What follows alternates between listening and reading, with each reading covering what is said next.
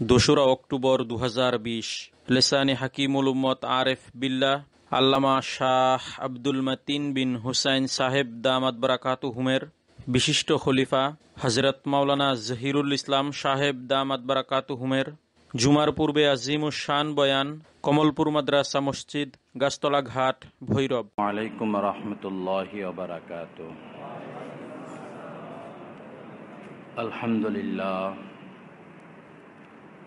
আলহামদুলিল্লাহি ওয়া কাফা ওয়া সালামুন আলা ইবাদিহিল্লাযীনা ইসতাফা। আম্মা বা'দ। قال النبي صلى الله تعالى عليه وسلم النكاح من سنتي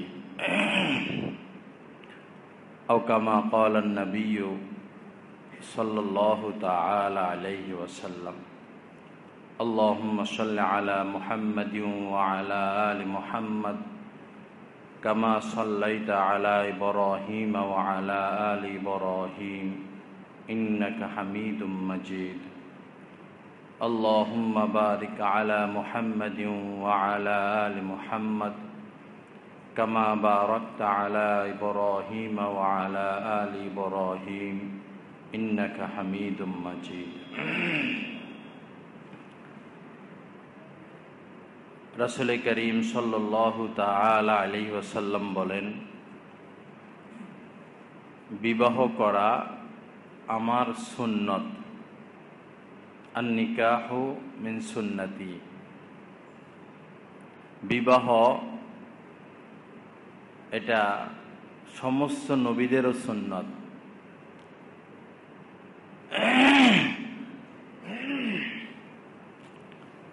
হযরতে ঈসা আলাইহিস সালাতু ওয়াস সালাম, ওনার বিবাহ হয় নাই, তো উনি কিয়ামতের আগে দুনিয়াতে আসবেন এবং বিবাহ করবেন এবং তার সন্তান হবে। আল্লাহ রাসূল বলেন, বিবাহ আমার সুন্নাত। তো এই যে বিবাহ শাদী, এটা মূলত একটা সুখের বন্ধন, ভালোবাসার বন্ধন। মানুষ যেন সুখে শান্তিতে সময় কাটাতে পারে, আল্লাহ পাকের নিয়ামত পেয়ে আল্লাহ পাকের শুকরগুজার বান্দা হতে পারে, এজন্য এই বিবাহ। বিবাহের ক্ষেত্রে আল্লাহ রাসূল বলেছেন, তাজাওয়াজুল ওয়াদুদা ওয়াল ওয়ালুদ,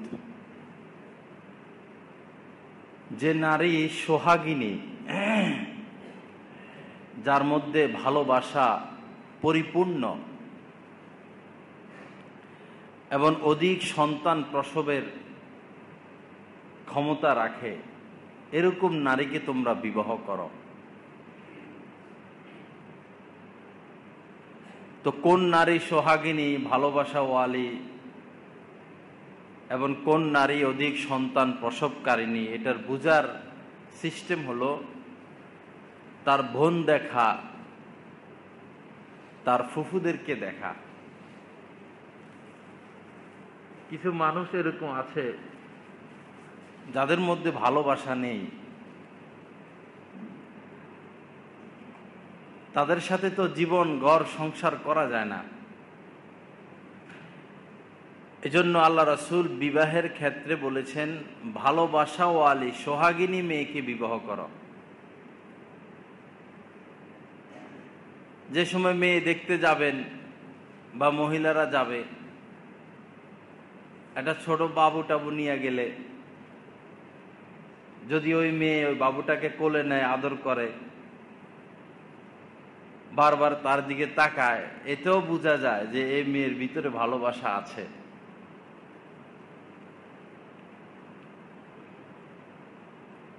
কোরআনে কারীমের মধ্যে আল্লাহ পাক বলেছেন, লিতাসকুনু ইলাইহা, তোমাদেরকে যে আমি স্ত্রী দিলাম, এটার কারণ হচ্ছে তোমরা যেন তাদের কাছে গিয়ে শান্তি পাও, তোমাদের অন্তরটা জুড়ে যায়, কলিজাটা ঠান্ডা হয়, মনটা শীতল হয়, সময়টা ভালোভাবে কাটে।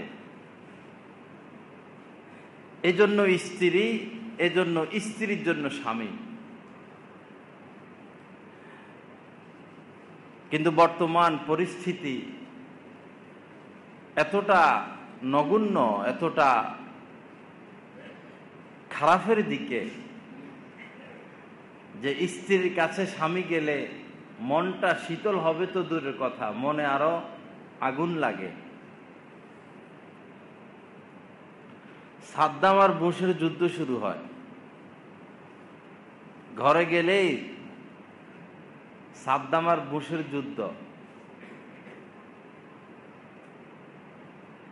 একজন ভদ্রলোক, ভালো লোক, শিক্ষিত লোক, ধনী মানুষ, কথা প্রসঙ্গে আমি তাকে জিজ্ঞাসা করলাম, দুপুরে খান কোথায়? তো উনি বলল, হুজুর আমি বাহিরে খেয়ে নি।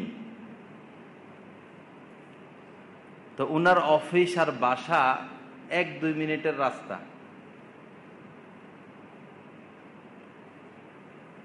তো বললাম, বাসা এত কাছে অথচ আপনি বাহিরে খান? বলল, যত দূরে থাকা যায় হুজুর, কত আর সহ্য করব। ঘরে গেলেই রাব ব্যবহার, দুর্ব্যবহার।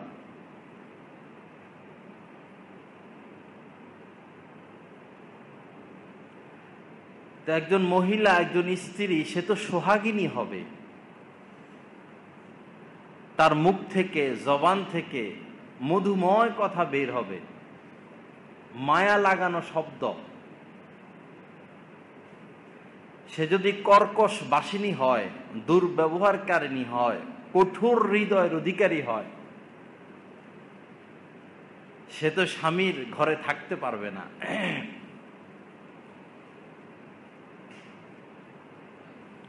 আল্লাহ পাক জাল্লা জালালু আমাদেরকে ভালো ব্যবহার শিখা এবং ভালো ব্যবহার শিখানোর তৌফিক দান করেন। রাসূল করিম সাল্লাল্লাহু তাআলা আলাইহি ওয়াসাল্লাম একদিন সাহাবাদেরকে বললেন, তোমরা তোমাদের স্ত্রীদেরকে মারধর করবা না, তাদের গায়ে হাত তুলবা না। এটা নিষেধ করে দিছেন, তাদের গায়ে হাত তোলা যাবে না, তাদেরকে শাস্তি দেওয়া যাবে না। এখন সাহাবায়ে কেরাম তো সামি'না ওয়া আতা'না, যা শুনবে তাই মানবে, যা শুনলাম মানলাম। যদি এই হুকুম রাসূল অব্যাহত রাখতেন, কোন সাহাবা কোনো দিন বা কিয়ামত পর্যন্ত স্ত্রীদেরকে শাসনের কোনো ক্ষমতা স্বামীদের থাকতো না। যা হোক, হযরত ওমর ফারুক রাদিয়াল্লাহু তাআলা আনহু আসলেন, এসে বললেন, ইয়া রাসূলুল্লাহ, কোন কোন স্ত্রী তো এমনও রয়েছেন যারা স্বামীদের সাথে অতিরিক্ত বাড়াবাড়ি করে, সীমা লঙ্ঘন করে।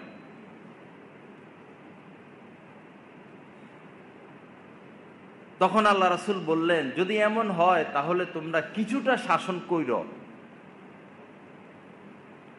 কিছুটা শাসনের নির্দেশ দিলেন। এই কথাগুলোই আবার মহিলাদের কানে চলে গেল, মহিলা সাহাবাদের কানে। প্রথমে তো মারার নিষেধ করে দিলেন, পরে আবার হযরত ওমরের কথা শুনে কিছুটা শাসনের নির্দেশ দিলেন। এটা মহিলাদের কানে গেল। এখন মহিলা সাহাবাগণ দলে দলে আল্লাহ রাসূলের স্ত্রীদের কাছে এসে এসে শুধু অভিযোগ আর বিচার। আমার স্বামী এমন করে, অমুকের স্বামী তেমন করে। অভিযোগ আর বিচার, তাদের অমুকের উপর এই অত্যাচার, অমুকের উপরে ওই অবিচার। পরে একদিন রাসূলুল্লাহ সাল্লাল্লাহু আলাইহি সাল্লাম বললেন যে, মুহাম্মদের পরিবারের নিকট বহু সংখ্যক নারীগণ এসে এসে তাদের স্বামীদের ব্যাপারে অত্যাচার, অবিচারের অভিযোগ দিয়ে যাচ্ছে।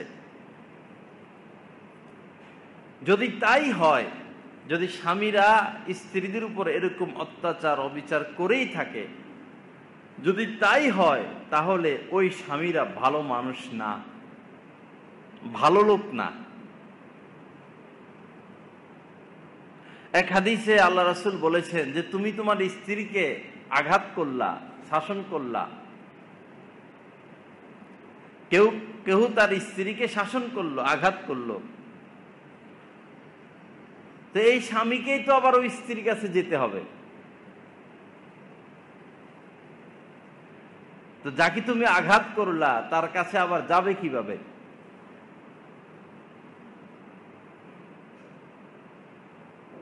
হাদিসে পাকের মধ্যে আল্লাহ রাসূল বলেছেন,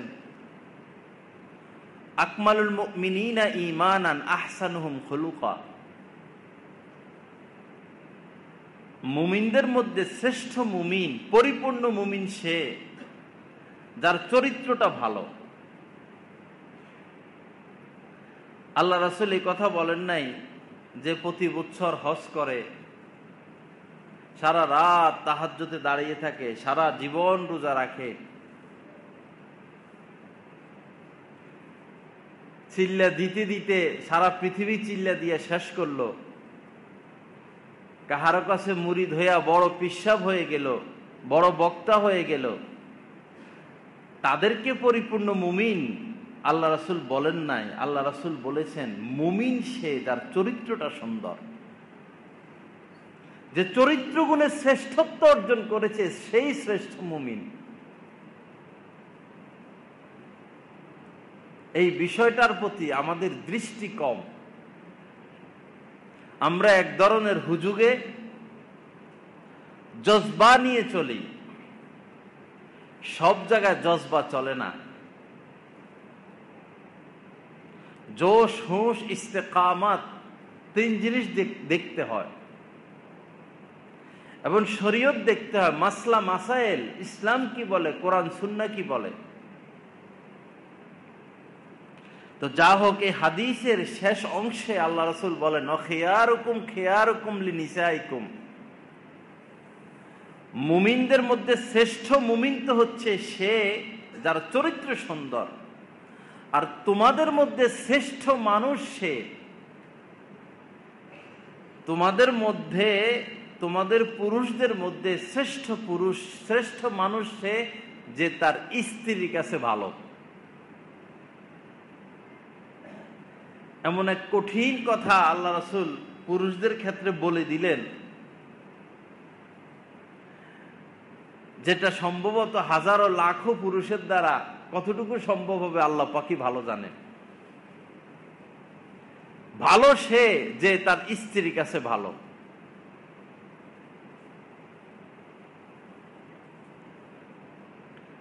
তো কেন এই কথা বললেন? এটার অনেক কথা, অনেক ব্যাখ্যা।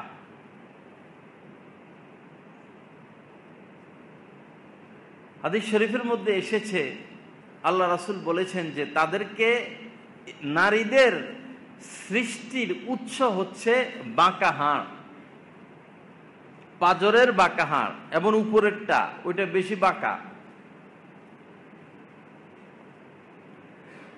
ওই হাড়টা এমন যে ওটা সোজা কখনো হবে না।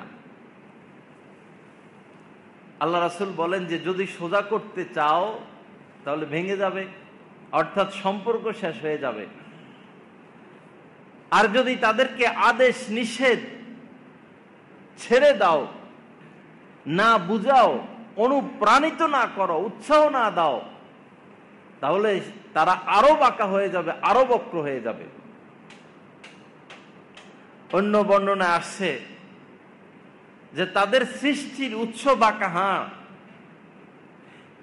এই নারী জাতির সৃষ্টির উৎস বাঁকা হাড়।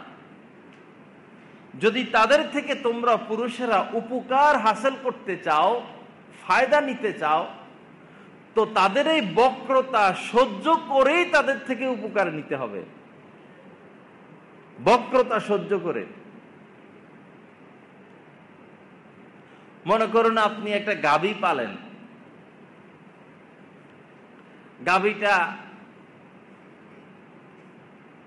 5-7 কেজি 10 কেজি দুধ দেয়, খুব ভালো দুধ, গাঢ় অরিজিনাল,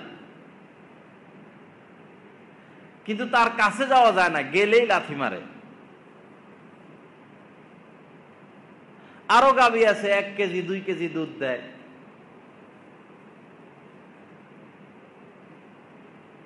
ওর দুধ বেশি কিন্তু ওর লাথির স্পিরিটও বেশি। এখন কি করবেন?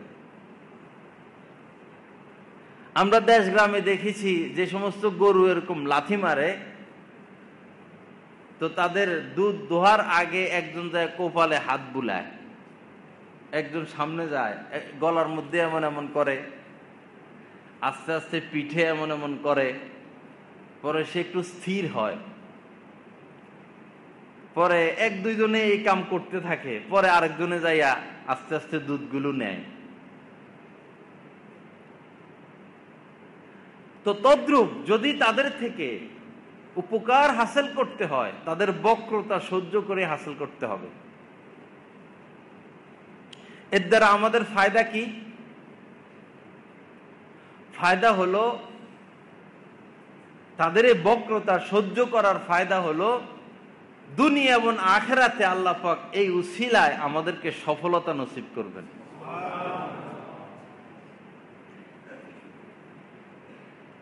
ওয়াশিরুহুন্না বিল মা'রুফ, আল্লাহ পাক বলেছেন তোমাদের স্ত্রীদের সাথে ভালোভাবে জীবন যাপন করো, সৎভাবে,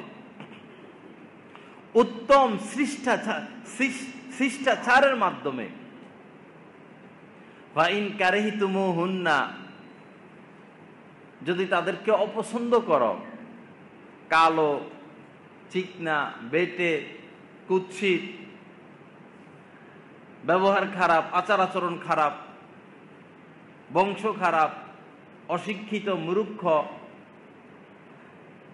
যে কোনো কারণে হোক তাদেরকে অপছন্দ লাগে, ফাআসা আন তাকরাহু শাইআন ইয়াজআলাল্লাহু ফীহি খায়রান কাসীরা। আল্লাহ পাক বলেন যে হতে পারে এমন জিনিসকে তুমি অপছন্দ করতেছ, ঘৃণা করতেছ, হয়তো আল্লাহ পাক এটার মধ্যেই তোমার জন্য কল্যাণের সাগর রেখেছেন।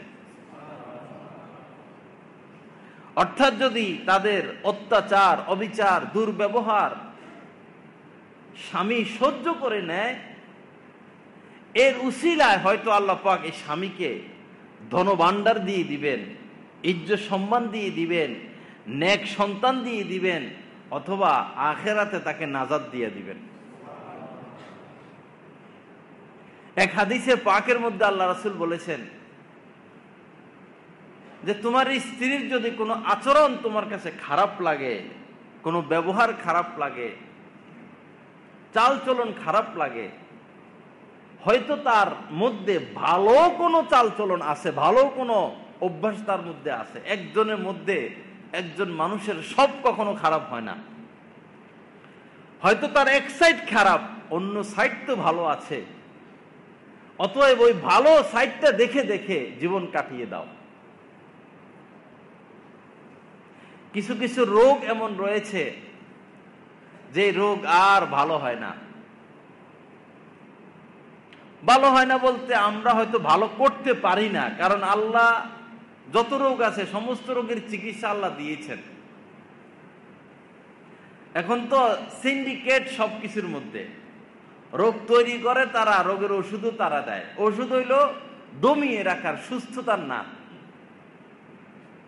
কোন কোন লেখায় আমি পেয়েছি যে ডায়াবেটিস মানুষই তৈরি করছে, এইডসের জীবাণু মানুষই তৈরি করেছে।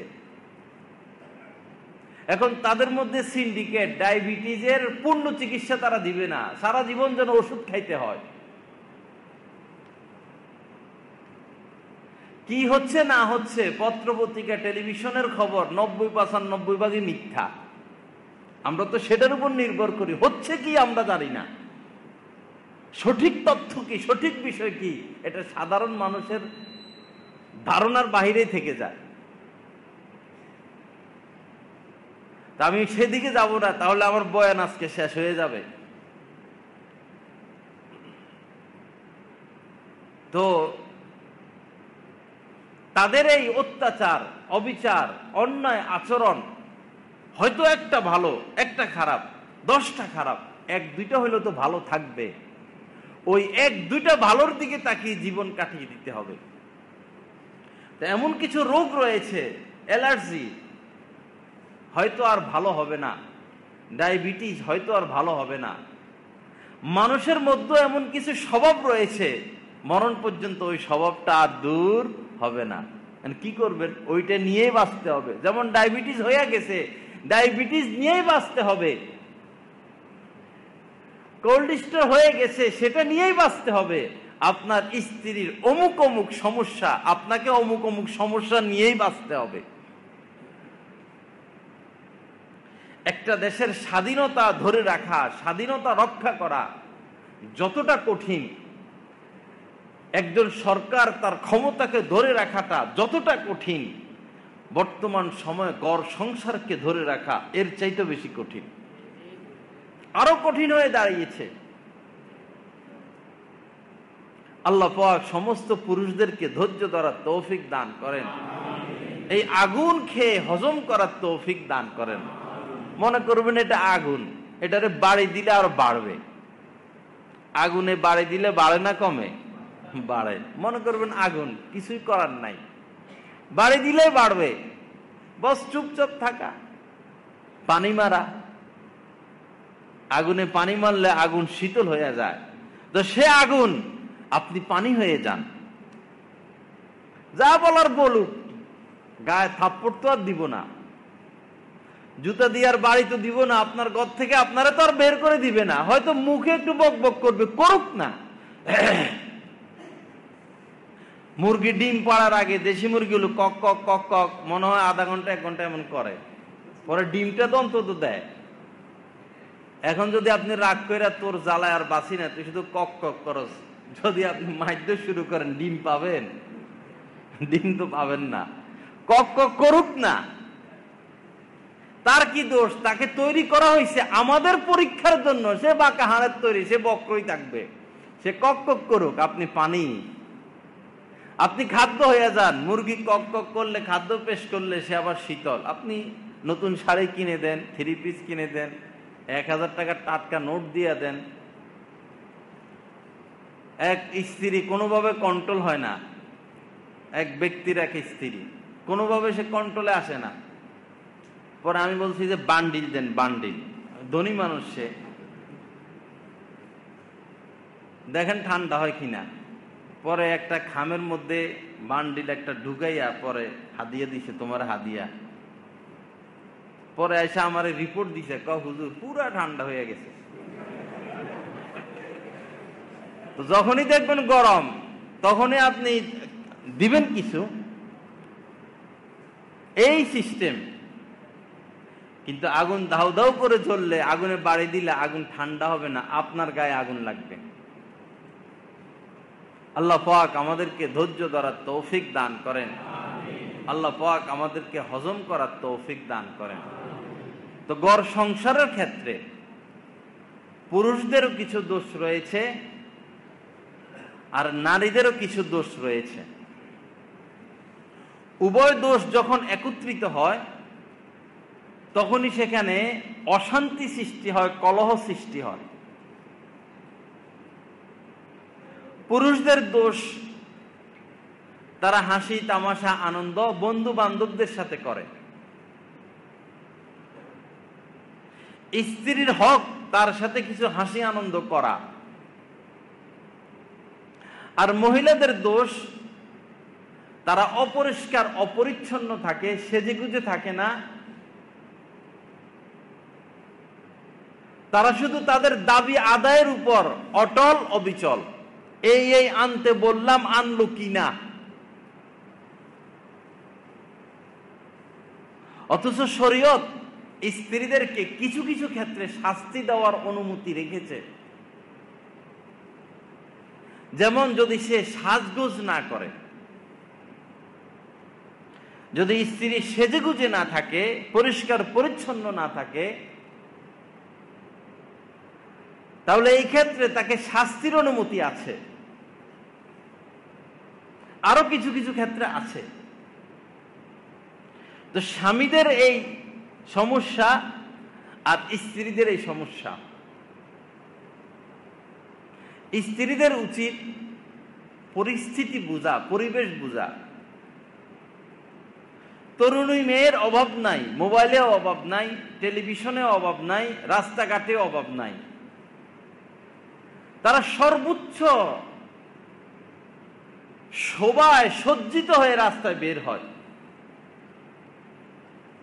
পুরুষদের চোখে এগুলো পড়ে।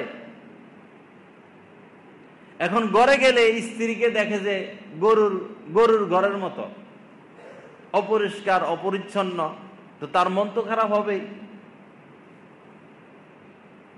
প্রত্যেক স্ত্রীর উচিত হলো প্রতিদিন সে নববধূর মতো,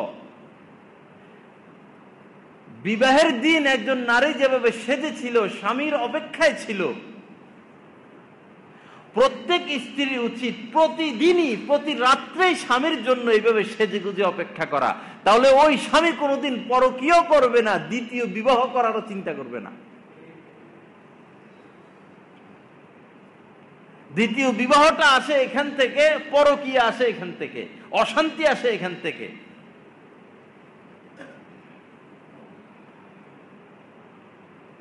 হাদিস শরীফের মধ্যে এসেছে, কোন স্বামী যদি তার স্ত্রীকে বিছানায় আহ্বান করে,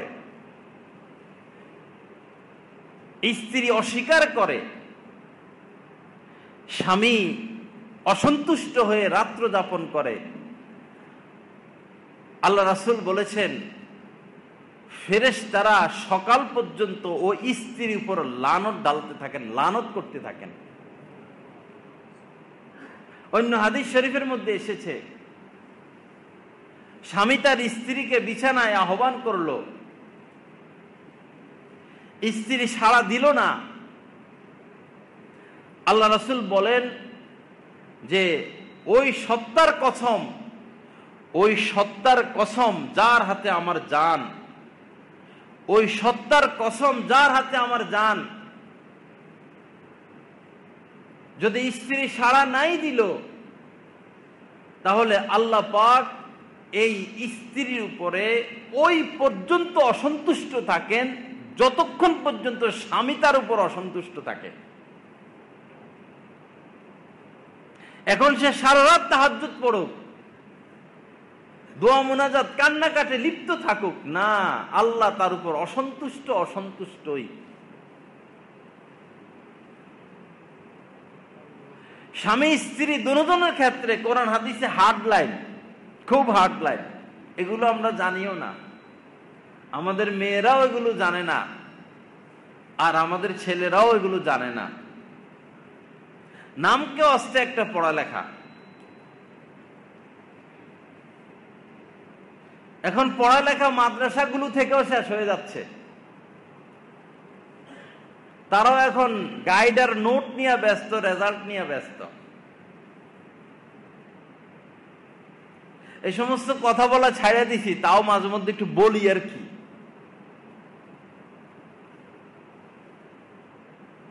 স্কুল কলেজের পড়ালেখার লক্ষ্য কি আর মাদ্রাসার পড়ালেখার লক্ষ্য কি, দুটোটার লক্ষ্যের মধ্যে আকাশ পাতাল পার্থক্য।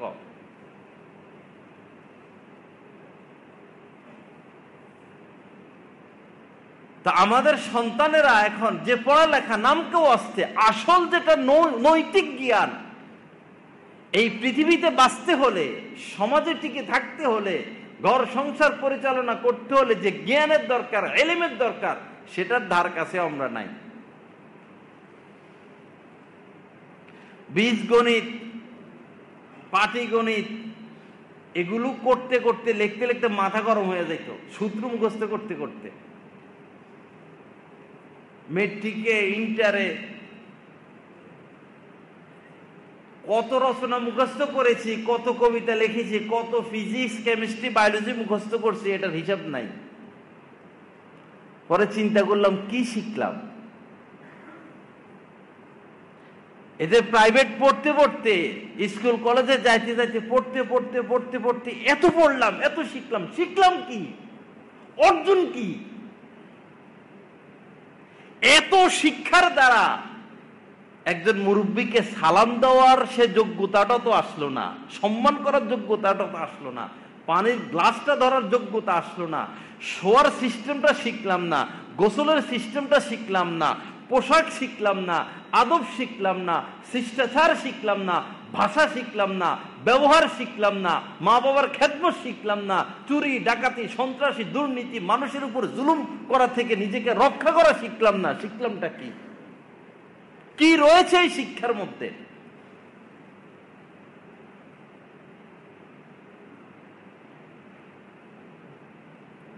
আল্লাহ পাক আমাদেরকে সহি বুঝ দান করেন।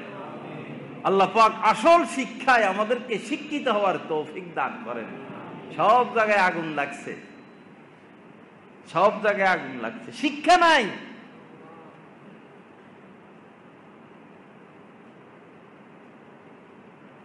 শিক্ষার উদ্দেশ্য হচ্ছে আল্লাহকে পাওয়া, এখন শিক্ষার উদ্দেশ্য হয়ে যাচ্ছে শুধুই চাকরি। পড়ার পড়াও, পড়ার পড়াও এই হয়ে গেছে আমাদের জিন্দেগি। এটার নাম জিন্দেগি না।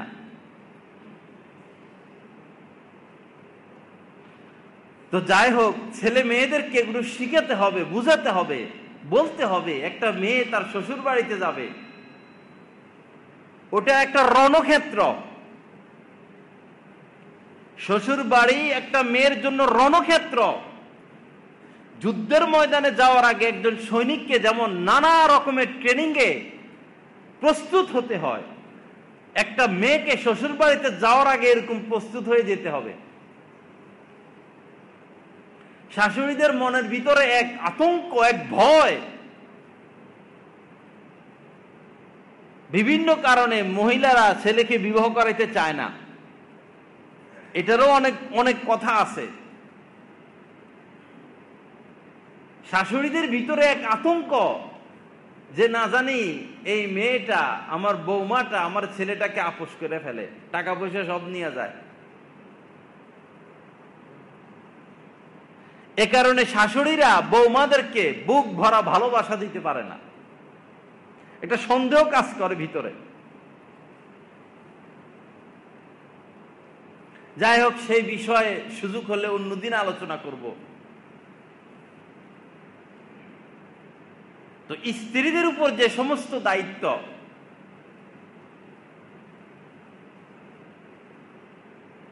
স্ত্রীর প্রধান দায়িত্ব হচ্ছে, প্রধান দায়িত্বগুলোর মধ্যে হচ্ছে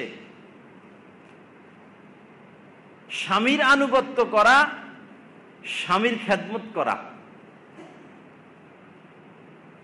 স্বামীর আনুগত্য, স্বামীর খেদমত, এটা স্ত্রীদের উপর ওয়াজিব।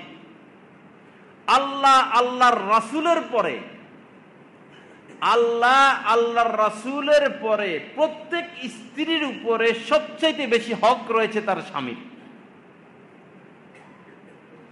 স্বামীর অনুমতি ব্যতীত স্ত্রী ঘর থেকে বের হতে পারবে না। ঘর থেকে বের হবে স্বামীর অনুমতি নিয়ে।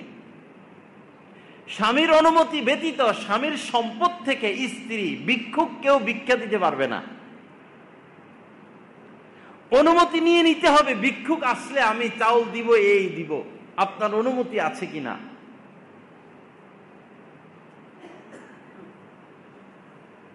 হাদিস শরীফের মধ্যে এভাবে এসেছে, আল মারআতু রাইয়াতুন আলা বাইতি যাওজিহা ওয়া ওয়ালাদিহি।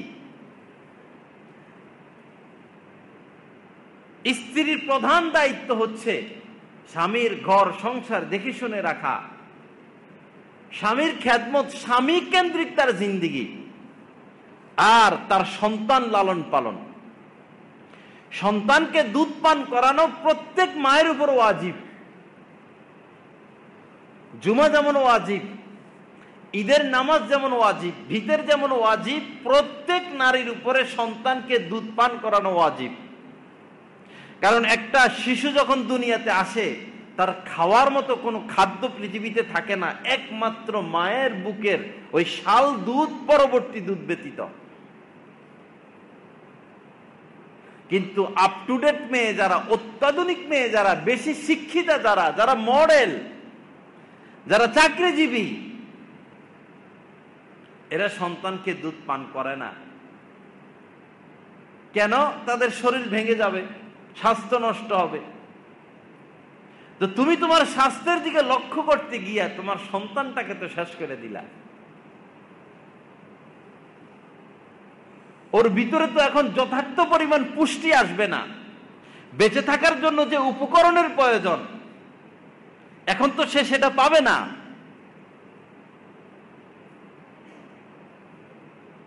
বর্তমান সমাজে হাজার হাজার লক্ষ লক্ষ মহিলাদের স্তন ক্যান্সার।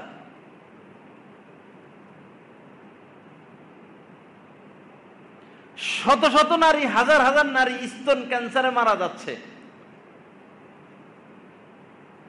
এই স্তন ক্যান্সারের অনেকগুলো কারণের মধ্যে এটাও একটা কারণ যে তারা সন্তানকে দুধ পান করে না। ওই সময় তো ভিতর থেকে আল্লাহ পাকের পক্ষ থেকে তাদের স্তনে দুধ আসতে থাকে, দুধের জোয়ার আসতে থাকে। যখন এরা অ্যান্টিবায়োটিক খেয়ে, ওষুধ খেয়ে ওই দুধ আসার রাস্তা বন্ধ করে, কিছু দুধ তো থেকে যায়, ওইখান থেকে ক্যান্সার সৃষ্টি হয়, রোগের সৃষ্টি হয়। ওই ওষুধ, অ্যান্টিবায়োটিকে তো একটা বিষ, ওইটাই তো মানুষের ক্ষতি করে, জীবন শেষ করে। দ্বিতীয়, তারা স্তন ঢেকে রাখে না। পুরুষের দৃষ্টি আকর্ষণ করার লক্ষ্যে তারা বুক ঢেকে রাখে না। এজন্য তাদের ওই বুকের উপরে গজব নাজিল হলো যে তারা এখন স্তন ক্যান্সারে আক্রান্ত।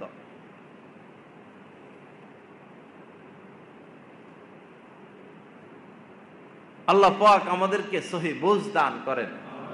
তো এটা স্ত্রীর হক, স্বামীর ঘর সংসার দেখা, স্বামীর খেদমত, স্বামীর আনুগত্য, সন্তান লালন পালন। আবার স্বামীর উপরে ওয়াজিব, স্বামীর উপরে দায়িত্ব হালাল টাকা দিয়ে তার ভরণ পোষণের ব্যবস্থা করা। হালাল টাকা দিয়ে, হারাম টাকা দিয়ে না। হালাল অর্থায়নের দ্বারা স্ত্রীর ভরণ পোষণ করা, এটা প্রত্যেক স্বামীর উপর ওয়াজিব। আপনি যদি হারাম জিনিস আপনার স্ত্রীকে খাওয়ান, সে আপনার সাথে হারাম আচরণ করবে। খাদ্য খাবার দুই প্রকার, এক হলো হারাম। হারাম খাইলে অন্তর নষ্ট হয়ে যায়, স্বভাব নষ্ট হয়ে যায়, চরিত্র নষ্ট হয়ে যায়, আল্লাহর সাথে সম্পর্ক নষ্ট হয়ে যায়। এটা হলো এক ধরনের খাদ্য খাবার। আরেক ধরনের খাদ্য খাবার হলো পচা জিনিস খাওয়া, খারাপ জিনিস খাওয়া, বাহিরের জিনিস খাওয়া। ওইটা খেলে আপনার স্বাস্থ্য নষ্ট হবে। খারাপ জিনিস খেলে স্বাস্থ্য নষ্ট হবে, আর হারাম জিনিস খেলে চরিত্র নষ্ট হবে। এজন্য স্বামীর উপরে ওয়াজিব স্ত্রীর জন্য হালাল ভরণ পোষণের ব্যবস্থা করা, তার জন্য একটা রুমের ব্যবস্থা করা যেখানে সে নিশ্চিন্তে থাকতে পারে, আলাদা একটা কক্ষ, তার গোসলের ব্যবস্থা, তার ওযু ইস্তিনজার ব্যবস্থা, পাক শাক করতে হলে যেন সে পর্দার বাইরে যেতে না হয়। এবং এটা স্ত্রীদের হক। স্ত্রী যদি তার শ্বশুর শাশুড়ির সাথে থাকতে না চায়, শরীয়ত ইসলামী আইন, যেটা আইন ইসলামী আইন কাহারো পক্ষেও না, কাহারো বিপক্ষেও না। কোন স্ত্রী যদি তার শ্বশুর শাশুড়ির সাথে থাকতে না চায়, আলাদা থাকতে চায়, স্বামীর উপর দায়িত্ব তাকে আলাদা রাখা। কারণ কোন স্ত্রীর উপর এটা আল্লাহ পাক এই দায়িত্ব দেয় নাই, তার শ্বশুর শাশুড়ির খেদমত। শ্বশুর শাশুড়ির খেদমতের দায়িত্ব স্ত্রীর উপরে না, শ্বশুর শাশুড়ির খেদমত সেটা তার স্বামী করবে, সন্তান করবে। সন্তান না পারলে কর্মচারী রাখবে। আর তাকে স্ত্রীর জন্য এতটা ছাড় ইসলামে, পাক শাক, ঘরের পাক শাক, কাপড় চোপড় ধোয়াও স্ত্রীদের আইনগত দায়িত্ব না, কর্তব্য না। আপনার স্ত্রী আপনার ঘরে এসে যদি সাপ বলে দেয় আমি রান্না বান্না করতে পারবো না, আপনি তাকে বলার কোনো কিছু বলার অধিকার নাই আপনার। ইসলাম তাকে অধিকার দিয়েছে, সে আপনাকে নিয়ে থাকবে, আপনাকে আনন্দ দেওয়া, আপনাকে খুশি করা, আপনার খেদমত হইলো তার দায়িত্ব। রান্না বান্না, ওই ঘর গোছানো, কাপড় চোপড় ধোয়া, এটা তার দায়িত্বের বাহিরে। এটা নৈতিক দায়িত্ব হতে পারে, কিন্তু এটা আইনগত দায়িত্ব না।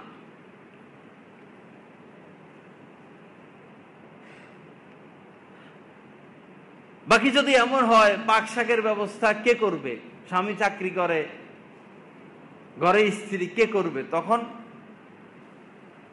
অনুরোধ করা, আবেদন করা, বুঝানো, বলা, সমঝোতায় পৌঁছা যে আমি বাহিরেরটা আঞ্জাম দিই, তুমি ঘরেরটা আঞ্জাম দাও। এটা নির্দেশের দ্বারা হবে না, এটা সমঝোতার মাধ্যমে হবে, পরামর্শের মাধ্যমে হবে। বরঞ্চ মাসলার কিতাবে এমনও আসছে, কোন ভালো ফ্যামিলিতে আপনি বিবাহ করছেন, বড় ফ্যামিলি, এই মেয়ে জীবনে কোনোদিন একটা প্লেট ধুয়েও খায় নাই, এখন তাকে আপনি বউ হিসেবে ঘরে আনছেন, সে কি করবে? সে তো ডিমবাজিও করতে পারে না, আনছেন কেন তাকে ঘরে? এখন ইসলামের নির্দেশ হইল আপনি কর্মচারী রেখে খানা পাকাবেন, অথবা বাহিরের থেকে খানা কিনে আইনা পাকাবেন, তারা চাপ দেওয়া যাবে না, কারণ সে ওই ধর্মের ফ্যামিলির মেয়ে।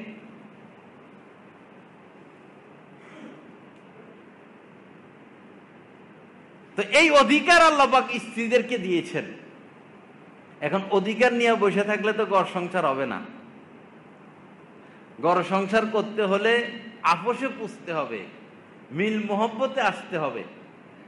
আমি কি কি দায়িত্ব পালন করব, তুমি কি কি দায়িত্ব পালন করবা, সমঝোতার মাধ্যমে অগ্রসর হতে হবে।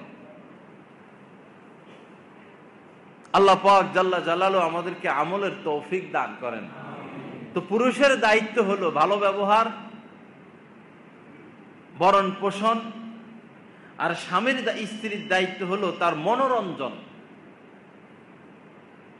কোন কোন জায়গায় মহিলাদের বয়ানে আমি এও বলেছি, প্রয়োজনে আপনারা 2 বার গোসল করবেন, দুপুরে তো 1 বার গোসল করতেই হয়। যদি স্বাস্থ্য বেশি থাকে, বেশি ঘামাইয়া যায়, আবার গোসল করবেন স্বামী আসার আগে।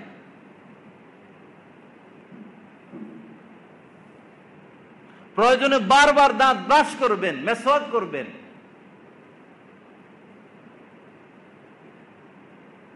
খুশবু ব্যবহারের ক্ষেত্রে হাদিস শরীফের মধ্যে এসেছে, পুরুষরা এমন খুশবু ব্যবহার করবে যেটার ঘ্রাণ ছড়ায়, আর মহিলারা এমন খুশবু ব্যবহার করবে যেটার রং ছড়ায়। ঘরে খুশবু ব্যবহার করতে পারবে তারা, বডি স্প্রে বা যেটা আছে সেটা তারা ব্যবহার করবে ঘরে। অর্থাৎ স্বামী আসলে যেন কোনোভাবে স্ত্রীকে তার অপছন্দ না লাগে, ভালো লাগে, সেজেগুজে থাকবে, পরিপাটি থাকবে। কিছু কিছু স্ত্রী আছে লজ্জাবোধ করে স্বামীর সামনে, স্বামীর ক্ষেত্রে লজ্জাবোধ করে, এটা উচিত না। স্বামীর সাথে আবার লজ্জা কি? স্বামীর সাথে তো আল্লাহ পাক লজ্জার বিধান দেন নাই। স্বামীর সাথে লজ্জা করতে গিয়েও হাজারো ফ্যামিলির মধ্যে আগুন লাগে।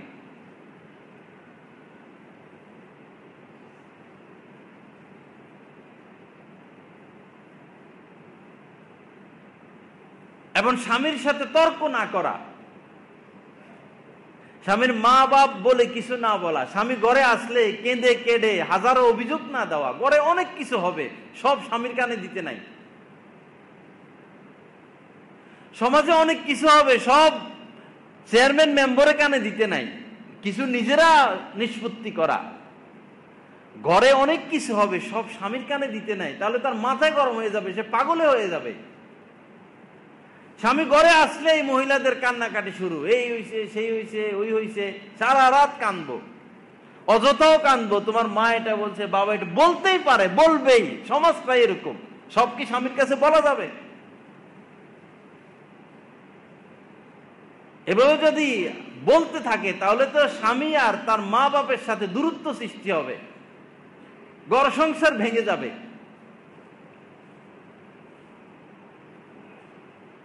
আল্লাহ পাক আমাদেরকে সহি বুঝ দান করেন। এবং স্ত্রীদের কর্তব্য স্বামীর কাছে স্বামীর সামর্থ্যের বাহিরে কিছু দাবি না করা। সামর্থ্যের বাহিরে স্ত্রীরা যখন চাপ দেয় স্বামীদেরকে, তো বেচারার আয়ের বাহিরে চলে যায়, ইনকামের বাহিরে চলে যায়, তখন সে অসৎ পথ অবলম্বন করে। তার সাধ্যর বাহিরে তাকে চাপ দেওয়া যাবে না। বুঝতে হবে আমার স্বামীর আয় কত, ব্যয় কত, এই সীমা রেখার মধ্যে আমাদেরকে থাকতে হবে। আল্লাহ পাক জাল্লা জালালু আমাদের সকলকে আমলের তৌফিক দান করেন। তো মা বোনরা সেজেগুজে থাকবে, পরিপাটি থাকবে, পরিষ্কার পরিচ্ছন্ন থাকবে, স্বামীর মনোরঞ্জনের চেষ্টা করবে, স্বামীর খেদমত, স্বামীর আনুগত্য তাদের উপর ওয়াজিব। আর স্বামীরা তাদের সাথে দুর্ব্যবহার করবে না, তাদের মুখে আঘাত করবে না, তাদের বরণ পোষণের ব্যবস্থা করবে, তাদের জন্য কি তাদেরকে মাসিক কিছু হাত খরচ দিবে, যেটার হিসাব তারা নিবে না, এমনি হাত খরচ। হযরত থানভী রহমাতুল্লাহ আলাইহি বলছেন, আমার শায়েখের কাছে বারবার এটা শুনেছি, তাদেরকে এমনিই কিছু হাত খরচ দেওয়া। ব্যবসা লাভ হয়েছে, আপনি টাকা গুনতেছেন, কিছু দিয়ে দিলেন, বেতন পাইছেন, কিছু দিয়ে দিলেন, এতে তারা খুশি হয়। কিছু টাকা হাতে থাকলে একটা আনন্দ, মনের ভিতরে একটা আনন্দ থাকে যে আমার কাছে কিছু টাকা আছে। একবারে হাত খালি থাকলে তো মানুষের মন খারাপ হতে থাকে। তো এই বিষয়গুলো আমরা খেয়াল রাখবো। আল্লাহ পাক আমাদের সকলকে আমলের তৌফিক দান করেন। এক হাদিসে আল্লাহ রাসূল বলেছেন, আইয়ুমা ইমরাতিন মাতাত, কোন নারী যদি মারা যায় এমত অবস্থায়, ও যাওজুহা আনহা রাদিন, তার স্বামী তার উপর সন্তুষ্ট। কোন স্বামীকে সন্তুষ্ট রেখে যদি কোনো স্ত্রী মারা যায়, আল্লাহ রাসূল বলেছেন দাখালাতিল জান্নাহ, ওই নারী সোজা জান্নাতে প্রবেশ করবে। তো নারীদের জান্নাতে যাওয়া কত সহজ, কত সহজ। আর যদি পুরুষরা আল্লাহর হুকুম মানে, ওয়াশিরুহুন্না বিল মারুফ, তোমাদের স্ত্রীদের সাথে নম্রতার সাথে, সুন্দর ব্যবহারের সাথে জীবন যাপন করো, এই হুকুমটা যদি স্বামীরা মানে, হয়তো এই উসিলা আল্লাহ এদেরকেও মাফ করে দিবেন। তো উভয়ের ক্ষেত্রে এক নসিহত, সেটা হলো ধৈর্য, কঠিন ধৈর্য, কঠিন ধৈর্য। পাহাড় পরিমাণ ধৈর্য ছাড়া এই জামানায় কেউ ঘর সংসার করতে পারবে না। পাহাড়ের মতো ধৈর্য ধরে থাকতে হবে, মাটিতে কামড় দিয়ে পড়ে থাকতে হবে স্বামীদেরকে, না হলে সম্ভব না। পাহাড় যেমন অটল অবিচল নিজের স্থান থেকে নড়ে না, আপনার স্ত্রীর ক্ষেত্রে আপনাকে এভাবে অটল অবিচল থাকতে হবে। একটা গাছ দেখেন, তার ধৈর্য দেখেন, এক একটা গাছের ধৈর্য দেখেন। যখন রোদে পুড়তে থাকে, বৃষ্টি ভিজতে থাকে, কিছু করার নাই, ধুলাবালি ওই গাছের উপর পড়তে পড়তে সবুজ গাছ সাদা হয়ে যায়। গরু এসে খেয়ে ফেলে, ছাগলে এসে খেয়ে ফেলে, কুকুরে এসে প্রস্রাব করে দেয়। গাছের উপর কত অবিচার, কিন্তু গাছ অটল অবিচল। প্রত্যেক স্বামীকে তার ঘর সংসার ধরে রাখতে হলে এই পাহাড়, এই গাছের মতো ধৈর্য ধরতে হবে। আর স্ত্রীরা যদি স্বামীর ঘর সংসার করতে হয়, তাহলে পূর্ণিমার চাঁদের মতো তাদেরকে থাকতে হবে। পূর্ণিমার চাঁদ যেরকম আলো ছড়ায়, নারীর ব্যবহার, তার সুঘ্রাণ, তার আচার আচরণ সুন্দর, এইভাবে তার স্বামীকে বিকশিত করতে হবে। আল্লাহ পাক আমাদের উভয়কে আমল করার তৌফিক দান করেন। হযরত ওয়ালা দামাত বারাকাতুহুমের প্রতিটি বয়ান প্রচার করা হচ্ছে টেলিগ্রাম এবং হোয়াটসঅ্যাপের মাধ্যমে। বয়ান পেতে যোগাযোগ করুন 017777420 173।